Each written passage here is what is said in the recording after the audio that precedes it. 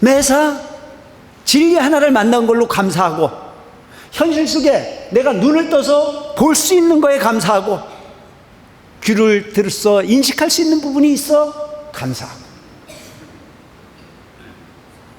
미각이 살아있어 맛을 느낄 수 있어 고마우며, 코가 있어 향으로서 세상을 분별할 수 있는 의식이 있어 감사하다는 생각을 가지고 살자.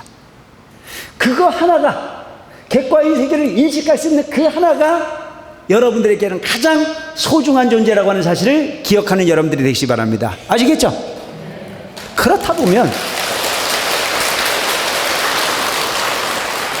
이 세상 삶은 구태여 불편할 일이 없습니다. 계속 제가 이야기하지만 이 세상의 삶은요, 의, 식, 주를 비롯한 기본 고통으로부터 자유로우면 가장 행복할 수 있습니다. 저는 이 부분만큼 분명히 이야기하고 싶어요. 배고픈 것을 마음 바꾼다고 안 고파진다, 그건 단계가 보통 단계가 아니야. 이건 우리가 논할 수 있는 자리가 아니야. 그 단계는 이미 수행력이 아주 높으신 분들의 얘기야. 이 얘기를 우리한테 필요 없잖아요. 우리는 지금 의식주의 기본 바탕 위에 절대의 빈곤과 절대의 고통을 뛰어넘는 부분이 환경을 제외하고 나머지 부분을 갖고 논해야 되는 거예요. 새끼를 굶으면 배는 게 없는 게 우리잖아요. 인정하십니까? 네. 아무리 그 맛있는 반찬, 맛없다고 반찬 투정을 해도 새끼만 굶겨봐. 내가 며칠 전에 저 산에를 한번 갔었어요. 아주 더운 날인데 산에를 한번 갔어. 몇 시간 걷고 난 다음에 그 산꼭대기에 먹을 게 없잖아요. 근데 보리밥집에를 갔어. 난 세상에 그 보리밥집 주인이 음식 횟수가 얼마나 좋은지, 개눈 감추듯 한 그릇을 뚝딱 먹어버렸어. 나는 이 원흥사에서 밥을 한 그릇 주면 거의 다 덜어놓고 내가 한 숟갈 먹는데, 거길 가니까요, 그 수백 명 밥을 해야 되는 그 밥하는 사람이 솜씨가 얼마나 좋은지, 내가 그 밥 한 톨도 안 돼 이거 다 주워 먹어버렸어. 그래서 오면서 내가 생각을 해봤어. 저 보살을 돈을 주고 우리 공양주를 시킬까 하고. 그래 가만히 생각해보니까 그 보리밥집 주인이 솜씨 가져와서 맛있는 게 아니고 쫄쫄 굶고 몇시간 걸어보니까 갑자기 별거 아닌 산꼭대기에 보리밥 파는 주인이 영웅처럼 보이더라 이거예요. 기가 막힌 음식점 사장으로 보이더라 이거예요. 여러분, 상대가 바뀌어서 바뀌는 부분이 아닌 입맛 떨어지거든 새끼만 굶어봐. 입맛이 저절로 들어옵니다. 마음이 장난이, 나의 본질 하나가 이 세상의 모든 부분의 환경을 부정적 시각에서 긍정적 시각으로 바뀔 수 있는 부분이 세상에 존재함을 내가 이번에 보리밥 먹고 느꼈습니다. 그리고 여러분, 이 세상의 삶이 절대의 빈곤과 절대의 고통이라는 것을 해결하고 난 나머지는 모든 부분이 마음의 현상으로 빚어진다는 사실을 꼭 기억할 필요가 있습니다. 그 마음은 여러분들이 마음 안에 있습니까? 여러분들이 바깥에 있습니까? 내 겁니까? 네 겁니까? 그런데 그 마음에 우리는 쏟고 살고 있어요. 그 마음에. 나보다 조금 잘생긴 사람을 보면 부러워요, 안 부러워요? 에? 부러워, 안 부러워? 못생겨보지 않은 사람은 말을 하지 마세요. 못생겨본 사람만 아는 거야. 근데 그거 부러워할 일 하나도 없어.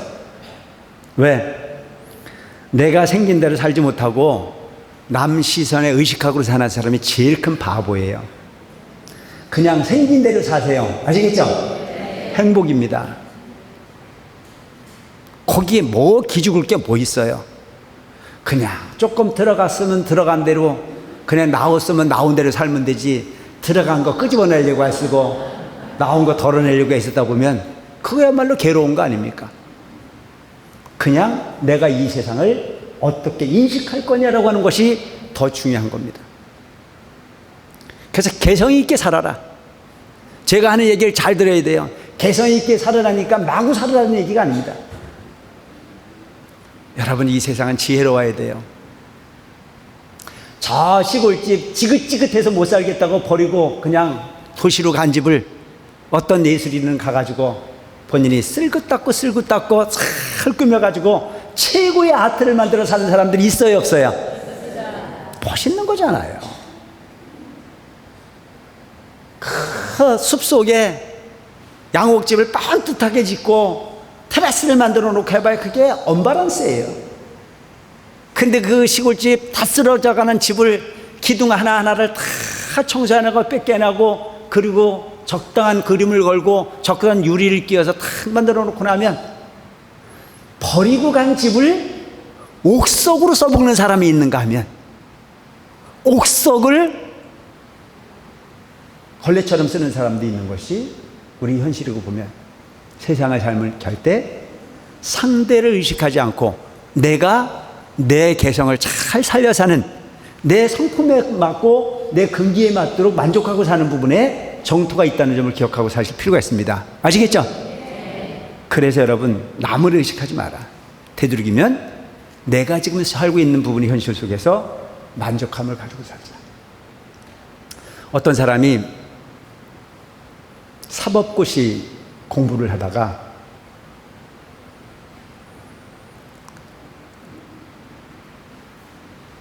다리를 제대로 쓰지 못하는 불구의 사법고시생을 만났습니다. 그래서 이 사법고시생이 걸음을 제대로 걷지 못해서 장애를 갖고 있는 그 여성을 바라다 보면서 너무 열심히 공부를 하는 거예요. 다리가 불편한 이 여성 고시생이. 남들은 여유 있게 쉬기도 하는데 이 여성은 쉬지도 않고 눈알이 튀어나올 정도로 공부를 하는 모습을 보면서 대단하다라고 느꼈습니다.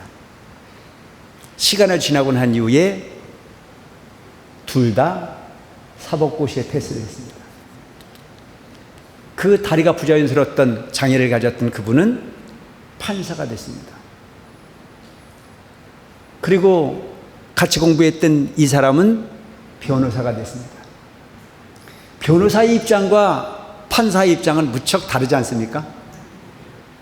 변호사는 판사에게 온갖 자기의 논리를 잘 설명해야 되고, 자기가 원하는 그 의뢰자의 이익을 대변해 줘야 되고, 그 재판에서 승소할 수 있도록 최선을 다해야 되니까 변호사의 입장에서는 판사가 갑이지 않습니까? 인정하세요? 갑이지 않습니까? 그래서 부러운 마음으로 그 갑인 판사를 찾아갔습니다. 그래서 그 갑인 판사에게 옛날 이야기를 주고받아가면서 시간을 보내는데, 그리고 변호사 입장에서는 공부를 열심히 해서 눈알이 튀어나올 정도로 공부를 했던 그 판사가 너무 부러운 나머지 너는 좋겠다 하고 생각하고 있을 때, 그 판사가 하는 이야기가, 나는 세상에 가장 힘든 삶을 살고 있고 지금도 그 고통에서 벗어나지 못하고 있다. 내가 차라리 두 다리가 멀쩡했다면 판사가 아니어도 좋다. 파출 부문은 어떻고 청소 부문은 어떠냐. 나는 판사의 이 자리보다는 두 다리 멀쩡하게 가고 싶은 데를 가고 마음껏 땀을 흘릴 수 있는 파출부와 마음껏 움직여 놓을 수 있는 청소부가 차라리 낫겠다라고 하는 절규를 하더랍니다. 이 이야기를 듣는 순간에 변호사는 가슴이 무너져 내렸습니다. 자기 눈으로 봤을 때 변호사인 자기보다는 판사인 그 자리가 훨씬 더 권위 있는 자리요, 훨씬 가치 있는 자리요, 모든 판결 앞에 갑일 수 있는 그 자리보다는 차라리 두 다리를 견뎌서 어디든 마음껏 가서 땀 흘려 일할 수 있는 천박한 일을 한들 판사 자리보다는 차라리 2다리가 있는 게 낫다라고 이야기하는 그 이야기예요. 그때서 2다리가 멀쩡하지 못한 장애를 가진 그를 이해하게 됐다라고 하는 이야기가 회자되고 있습니다. 그럼 여러분, 지금 이 순간 2다리를 딛고 부처님 도량에 오신 여러분들은, 오늘 이 순간 그와 같은 삶을 살고 있는 여러분들은 기적의 인생을 살고 있음에 감사한 생각이 들어야 안 들어야? 생각 하나를 바꾸면 감사한 일이 이렇게 존재하는 거예요. 얼굴이 좀 덜 생기면 뭐 합니까? 같이 있습니다.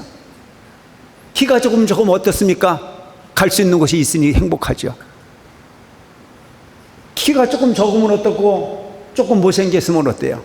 내가 갈 수 있는 곳, 내가 행할 수 있는 부분을 마음대로 할 수 있는 것만으로도 충분히 가치 있는 일이, 가치 있는 인생을 고민하셔야지, 현실의 겉모습을 바꾸기 위해서 고민하는 여러분들이 되지 마라고 하는 말씀을 드리고 싶습니다. 아시겠죠? 또 어떤 사람이 뇌성마비로 누워있는 한 사람이 있었습니다. 뇌성마비로 누워있다 보니 그는 뇌는 살아있었습니다. 모든 의식은 다 죽었어요. 움직일 수 없는 상황 속에 고통받고 있을 때 그 한 사람이 그를 찾아가서 상담을 합니다. 뇌성마비를 가진 이 사람이 이야기를 하건대 너무 머리가 좋아서 온갖 걸 다 기억할 수 있고 온갖 걸 다 분석하는데도 불구하고 행할 수 있는 역할은 아무것도 없어요. 본인 손으로 움직일 수 있는 부분은 아무것도 없고 오직 뇌만 살아 있습니다. 그가 원하는 부분은 나는 죽고 싶어도 죽을 수 있는 힘이 없다라고 말하더랍니다. 여러분, 죽는 것도요, 힘이 있어야 죽어요. 근데 이는 마비가 된 상태이기 때문에 죽고 싶어도 죽을 수가 없는 거예요. 그래서 그가 얘기하는 부분은 뭐냐면, 나는 몸이 아파도 약국을 가고 싶어도 내 의지로 약국을 갈 수 없고, 강물에 빠져 죽고 싶어도 강물을 갈 수 있는 능력이 없어 가지 못하고,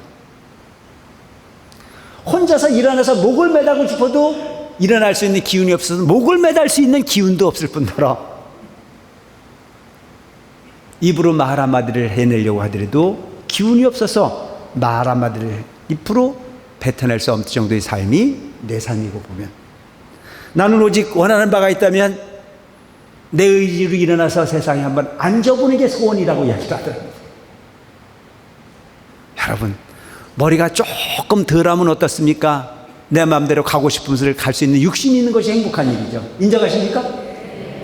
내가 조금 돈이 부족하면 어떻습니까? 조금 덜 쓰고 살면 되는 거지. 내 남편이 속을 새긴다고 이갈 일도 없고, 내 아이가 공부를 좀 덜 한다고 해서 속상할 일도 없습니다. 그냥 그런 대로 받아들이고 사는 여러분들은 기적을 해가는 주인공이라는 사실을 알고 사시기 바랍니다. 아시겠죠? 자고 일어나서 귀에 들리는 게 있다면 그것으로서 나는 성공한 인생이라고 생각하고, 내가 마실 수 있는 커피 향을 스스로 맡을 수 있다면 그것으로 기적이었다고 생각하고, 내가 부처님 도량에 참배하고 싶은 마음의 두 발로 부처님 찾아올 수 있는 근기만 되더라도 그것이 크나큰 기적이고 감사함을 느끼고 산다면 우리 현실은 결코 항상 기적과 함께하는 생이니 그 기적의 가운데 무엇을 남길 건가라고 하는 것 자체는 깊이 있게 고민할 필요가 있다. 그래서 여러분, 아까 얘기했지만 저 스마트폰이 내가 행한 말을 다 저장해서 기억하듯 여러분들이 마음속에 여러분들이 생각하고 여러분들이 의식하고 여러분들이 노력한 모든 부분들은 완벽하게 잠재되어 있습니다. 그리고 평생을 살고 난 이후에 감사함으로 이 세상의 모든 부분이 감사함으로 일관한 삶은 즐거움이요 행복이었을 겁니다. 그 즐거움이요 행복을 일관한 그 삶은 다음 생은 반드시 현실의 삶보다 훨씬 더 행복한 삶의 주인공이 되어 있을 겁니다. 그런데 인식하는 내가 세상의 모든 부분이 다 불만입니다. 그 불만은 어디에서부터 시작됩니까? 차별이라고 하는 것에서부터, 질투라고 하는 부분에서부터, 비교라고 하는 부분에서부터, 너와 나라고 하는 부분이 이분법적 논리를 통해서 존재하는 사실들이기에 이것으로서 정토를 구할 수 없게 부처님께서는 하심을 말씀하시면서 모든 존재는 결코 하나일 수 없이 더불어 함께하는 세상입니다. 동체 대비라. 너와 내가 둘로 갈라져서 업을 만들기보다는 너와 내가 하나가 되어져서 청정함을 구하고 그 청정함의 가운데 선을 구할 수 있는 부분이 가르친 너와 내가 좋을 수 있는 보살의 행위, 이 세상에 가장 가치 있는 부분이라고 말씀을 하고 계십니다. 오늘 이제 본문을 듣는 순간 여러분들이 어떤 생각을 하셨는지 모르겠습니다만은 잘 살아야 되겠다는 생각이 들어야 안 들어야? 내가 지금 현실에 아무리 나이가 많이 먹었어도 사대 욕심 멀쩡하고 먹는 밥에 두려움이 없이 음식을 대할 수 있는 것만으로도 큰 복을 받았다는 생각을 할 수 있을 겁니다. 복을 일으켜 복을 인식하는 사람이 정토의 주인공입니다. 이번 생을 제대로 활용하지 못하고 더 좋은 세상을 추구하는 사람은 어리석은 사람입니다. 그냥 좋은 사람을 많이 만나셔서 좋은 이야기 많이 하고 좋은 기억을 많이 담을 수 있는 여러분들이 되시기 바랍니다. 아시겠죠? 그런데 그 좋은 사람을 만나려면 좋은 곳에서 가야 돼요. 인정하십니까? 좋은 사람을 만나려거든 좋은 사람이 있는 곳에 가셔야 돼요. 좋은 물건을 구하기 위해서는 좋은 물건을 파는 곳에 가야 되지만 좋은 사람을 만나려거든 좋은 사람이 있는 곳에 가야 돼요. 그런데 여러분 눈 열고 찾아보세요. 동창회에 가면 좋던가요? 예? 동창회에 갔다 오면 열만 받아요. 안 가봐서 몰라요? 나도 안 가봤는데 갔다 온 얘기는 들었어. 상대방 잘 되는 거 보고 속 좋은 사람 하나도 없더라고. 근데 거기 나와가지고 안 된 년은 하나도 없어. 다 잘 됐어. 그래서 내가 나를 쳐다보고 나니까 내가 제일 안 된 것 같아. 그래서 갔다 오고 나면 제일 괴로운 건 누구야? 나? 옆에 있는 그 영감이지.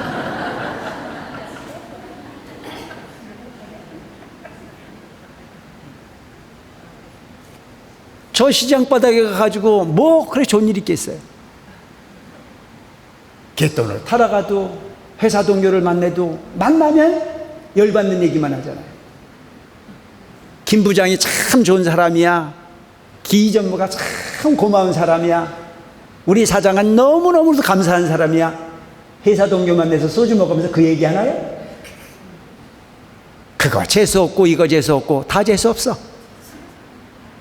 그런데 여러분 그래도 부처님 있는 이 도량에 와서 귀를 듣고 부처님 계율을 이야기하고 마음에 청정함을 담으라고 하는 이야기를 듣고 그 귀 기울여 대화를 나누고 가면 그래도 가장 가치 있고 가장 좋은 사람이 가장 많은 곳에 머무르고 있는 부분이 그래도 원흥사더라. 좋은 곳에 가서 좋은 부분이 습을 들이는 것만이 여러분들이 미래를 잘 갖고 가는 거다. 이걸 뭐라고 그래요? 인연이라고 한단 말이죠. 그래서 저는 어느 순간에 누구를 만나느냐에 따라서 팔자가 바뀌어요. 부정적 사고를 가지고 인생을 살았다면 지금 이 순간부터 과감하게 바꿔서 살아볼 만한 인생이라고 그 감사함을 찾아가는 여러분들이 되시기 바랍니다. 아시겠죠? 감사할 겁니다. 집에 있는 영감이 조금 게을러도 영감이 있으니까 내가 과부가 아니지. 그런 마음으로 감사하게 사시기 바랍니다. 에? 영감이 있으니까 내가 과부가 아니야. 내 영감이 아무리 술을 먹고 편하지 않게 해줘도 그 영감이 있으니까 그래도 누구 엄마가 되고, 하다못해 도둑놈도 함부로 못 들어오잖아요. 여러분 혼자 있다고 생각해 보세요. 인정하십니까? 내 혼자 산다고 생각하면요, 별게 다 된대요. 근데 누군가가 나를 지켜주는 부분에 의지쳐. 그래서 그 상대가 나를 뭘 해줄 거냐라고 하는 걸 기대하지 말고 그 상대가 존재하는 것만으로도 나는 이름이 달라지는 부분에 대해서 감사할 줄 아는 마음을 가지고 살 필요가 있다. 그래서 여러분, 원망거리를 찾으면 한도 끝도 없는 원망거리가 돼요. 그가 사는 세상을 뭐라고 그래요? 따라하세요. 지옥. 평생 그렇게 지옥을 연습한 사람이 죽어가지고 극락 간다고요? 꿈 깨. 그런 세상은 없어요. 지옥을 극락으로 바꿔갈 수 있는 부분으로 인생을 살아가라. 뭘로 가능한 거냐? 부정적 사고를 긍정의 사고로 바꾸면 된다. 그럼 제가 이런 얘기를 하면요, 스님만 들을 때는 그게 다 맞는데요, 밥 먹으러 갔다 보면 다 잊어버렸어요. 아주 좋은 얘기인 것 같아가지고요, 우리 영감한테 가서 얘기해 주려고 밥 먹고 시작하려도 뭐 어디로 다 가버렸어요. 그래서 내가 뭐라 그래요? 그게 그렇게 잘 기억되고 그렇게 다 잘 될 것 같으면 극락 못 간 사람 한 사람도 없지. 문제는 듣는 부분도 중요하지만 그 부분을 내 거로 만드는 부분이 더 중요한 부분. 그래서 원효대사의 마지막 한마디를 하고 오늘 소위 본문을 맺겠습니다. 오지 마라 손살아치는 지옥에는 문전성시를 이루고 어서 오라 간절하게 손짓하는 극락에는 다가서는 사람이 별로 없더라. 올 곳이 못 된다. 이것은 살 곳이 못 되니 절대 이곳은 오지 말라고 손살에 쳐서 막아주는 지옥에는 줄을 서서 기다리고 앉았어. 왜? 가고 싶어가지고. 오지 마라. 그 손살에 치는 그곳을 서로 가려고 난리야. 그게 우리 인생이라니까요. 참 묘하죠. 내가 살아봐도요, 참 복짓기가 어려워요. 우리 몇 사람 앉아가지고 서로 이야기하다 보면요, 남 칭찬하는 건 너무 지루하지 않나요?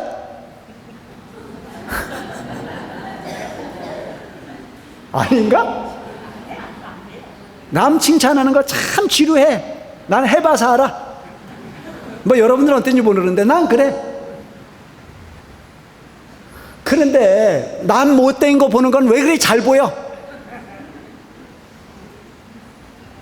근데 그 잘 보이는 그 부분을 그냥 두고 가면 되는데 꼭 지 걸로 만들어. 거기에 입뛰지 말고 그냥 그러려니 하고 지켜봐 줄 수 있는 멋진 여러분들이 되시기 바랍니다. 아시겠죠? 그것이 뭐예요? 그것이 연꽃이에요. 연꽃인 이유가 부처님의 마지막 단계의 마지막 설법으로 일체 중생이 완벽하게 공부해야 될 부분이 왜 나무 묘법 연화경일까?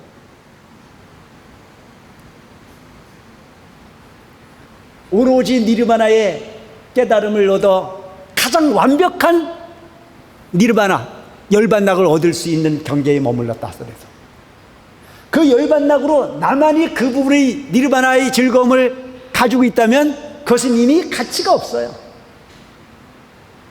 그 가장 완벽한, 가장 행복한 열반락이 중생 속에 들어갔을 때, 중생에 물이 들여지지 않고 중생을 이익되게 할 수 있는 부분을 행해 갔을 때 정토의 가치가 있으며 진리의 가치가 있으며 부처의 가르침이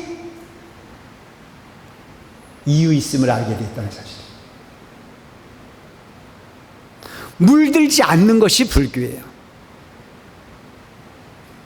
그래서 남의 잘못이라고 내 입에 담는 순간에 이미 나도 그 잘못에 동조하는 부분이요, 한 부분이 섞여지는 부분이 될 수 있는 부분입니다. 그래서 여러분, 되도록이면 남의 잘못된 부분을 옮기려 하지 말고 남의 잘하는 모습을 관찰하고 볼 줄 아는 여러분들이 되시기 바랍니다. 아시겠죠? 누군가를 칭찬했는데 차업 들어오던가요? 누군가를 칭찬했는데 소송 들어와요? 예? 아니에요. 누군가를 아닌 것을 비판적으로 더 아니다라고 말하는 부분으로 우리는 더 큰 괴로움이 함께하게 되어 있습니다. 그래서 여러분, 남을 위해 살았는데 소송드리는 부분 없고, 남을 위해서 칭찬했는데 손해보는 일은 절대 존재하지 않는다. 그래서 여러분, 무슨 일이 있어도 남을 의식하지 않고 내가 나를 위해 살 수 있는, 내 기억에 가장 완벽한 부처님의 진리를 기억할 수 있는 여러분들이 되었으면 좋겠다. 그러기 위해서는 오직 기도해야만 가능합니다. 눈 감고 앉아서 온갖 망상 속에 온갖 유혹으로서 그 부분을 해결할 수는 없습니다. 눈 감아 앉아 고요함을 만났을 때 거기에 진정한 정토가 있고, 그 부분에 머무르지 않고 또 다른 나에게 그와 같은 이치를 진실하게 가르칠 수 있는 행위를 통해서 세상은 연꽃 같은 정토가 존재할 수 있습니다. 정토를 가려고 하지 말고 정토를 만들어가는 오능사의 신대인들이 되기를 바라면서 오늘 본문을 맺겠습니다. 고맙습니다.